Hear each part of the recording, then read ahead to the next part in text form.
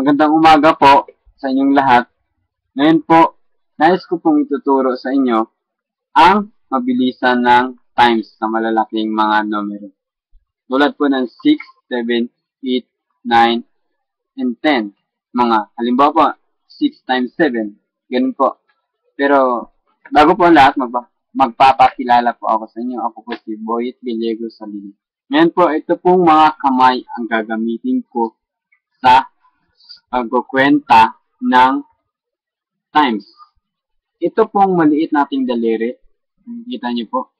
Yung maliit po nating daliri. Nanguhulugan po yan ng 6. Ito po, 6. Ito naman ang 7, 8, 9, 10. Ganon din po dito sa kabila.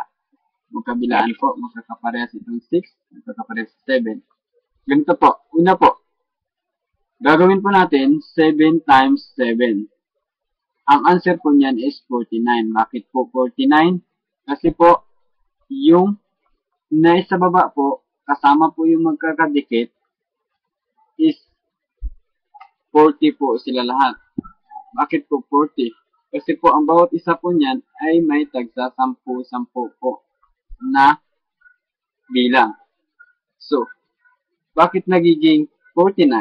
Kasi po, ang sa taas po, gagawin po natin dyan is ita-times po natin ang nasa itaas. 3 times 3 equals 9. So, mayroon na po tayong 40 sa baba plus 9 ang sagot sa taas. So, ang answer natin is 49. So, 7 times 7 equals 49. So, gagawin naman po natin yung 6 times 7. 6 times 7. So, i-count po natin. Ang nasa baba po ay 3 daliri po. Lahat kasama po yung magkakadikit. May tagsa 10-10 po ang bawat isa niyan. So, 30 po sila. So, 6 times 7. So, ang answer po ng 6 times 7 is equals 42. Bakit po nagiging 42? Dito po, 30 po ang nasa baba lahat. Dahil tagsa 10-10 bilang yan. At ita-times naman po natin yung nasa itaas. 3 times 4 equals 12. Mayroon na po tayong 30 sa ibaba. Plus 12 po ang sagot na sa itaas. Sana i-times po natin. Ang sagot po is 42. 30 plus 12, 42. So, 6 times 7 equals 42. So, gagawin po natin is 6 times 8. Dito po, 6 times 8, ito po ay nangulugan ng 6, ito po ay nangulugan ng 8. Didikit po natin yan. So, magkakadikit po ang 6 at 8. 6 times 8. Mayroon na po tayong sa ibaba na 4 po na daliri kasama po yung magkakadikit. So, i-count po natin.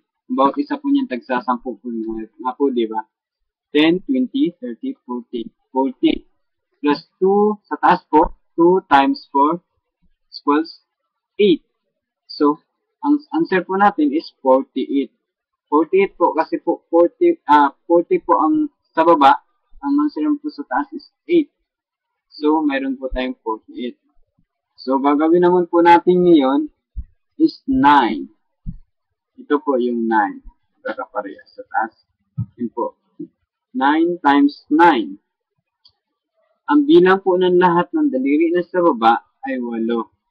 Kaya, ang sagot po natin dyan, sa tagsa 10-10, bawat isang daliri is 80. 80.